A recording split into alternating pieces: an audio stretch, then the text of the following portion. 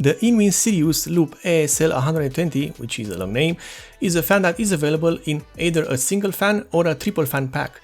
The later triple fan pack, which we review today, can be acquired for no more than $33 US, sometimes even less. The Sirius fans are not advertised to be used in a particular scenario, like a high static pressure environment or high airflow.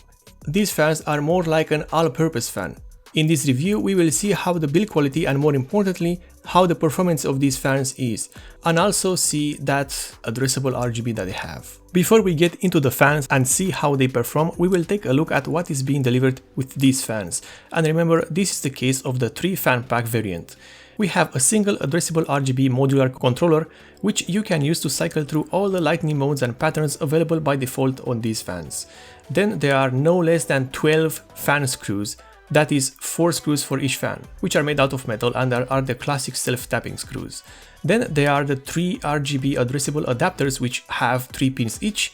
These are used to daisy chain the RGB connectors of the fans together. And finally, we have 24 rubber pads in total. These pads, which you need to apply on each corner of each fan. Basically, you have 8 rubber pads for each fan. And let me remind you that these fans are supposed to be affordable, but yet they are delivering more accessories than most fans, apart from the uber premium ones. The Sirius Loop ASL120 is using a pretty standard design with 7 impellers, or blades mind you, and a minimum speed of 500 RPM and a maximum speed of 1800 RPM. The rotor hub also has 7 cutouts, which act as ventilation for the mechanism inside. It is a good idea actually, as it provides some cooling when the fan is spinning. You can think of this as second-hand cooling. The 7 blades previously mentioned have a narrow shape with an arched towards the back design, which is often characteristic of airflow focused fan, which the Sirius mostly is. Nevertheless, the blades also have quite a bit of space between the tip of the impeller and the underside of the fan frame. Again, not something that you'd want to have in a fan used for static pressure, but I am mentioning it just because I want to show you how an airflow fan is.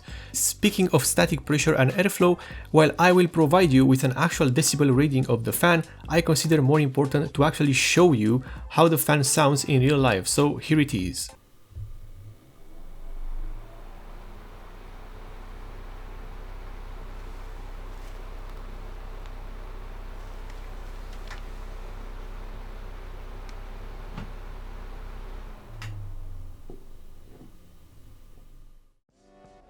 I also left the camera rolling for you to see the amount of free spinning that the fan does without any power delivered to it. This is a very good sign, as it shows that the bearing used has a low friction design, which will help the overall performance of the fan increase, as the motor doesn't have to work harder to spin the fan.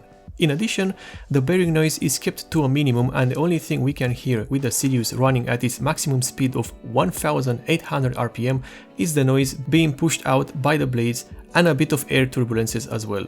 But overall, in terms of sound, the Sirius Loop is not bad at all. Other features found on the Sirius Loop ASL are the included rubber pads that you have to install on the fans yourself.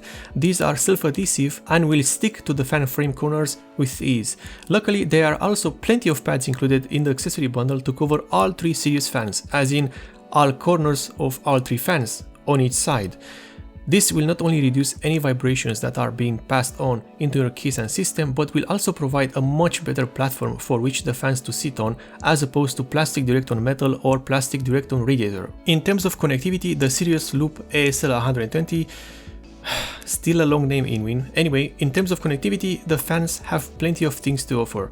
First, the power is delivered through a single 4-pin Molex connector that also has its own splitter to power another fan. Second of all, for the addressable RGB LEDs and the system, the fans have 2 3-pin RGB connectors. Yes, you heard me right, 2 connectors, because the Sirius Loop ASL120 can work in daisy chain and not only power another fan, but also transmit the addressable RGB signal to other fans for a maximum of 6 fans.